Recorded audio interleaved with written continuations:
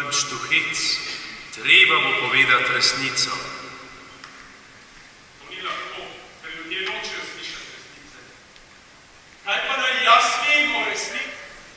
Niti treba skrbeti glede resnice. Besede ti bom položil na jezik. Ampak zakaj jaz?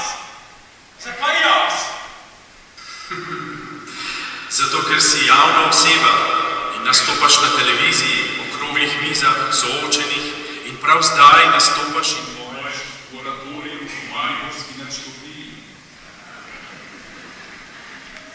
Trenutek sem pomislil in rekel,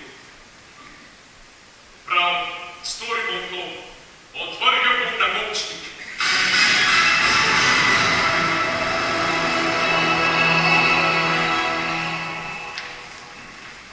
Ko govorimo, da smo v tej državi izgubili vrednote in skupne cilje, da je kriza ne samo gospodarska, ampak najprej moralna, velja spomniti, da laži in izdajstva nismo nikoli ne obsodili, ne izkoreninili.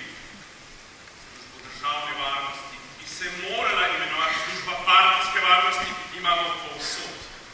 Kot kuga se je razpasla po državnih institucijah, medijih, bankah, pravosodju, gospodarstvu in celo verskih skupnostih. Služba partijske varnosti nam je ukradla prav vse, le ona ostaja čista in se nam reži direktno v obraz iz hudih jam in umrovških shodov. Bog nam pomagaj. Ja, Bog nam pomagaj.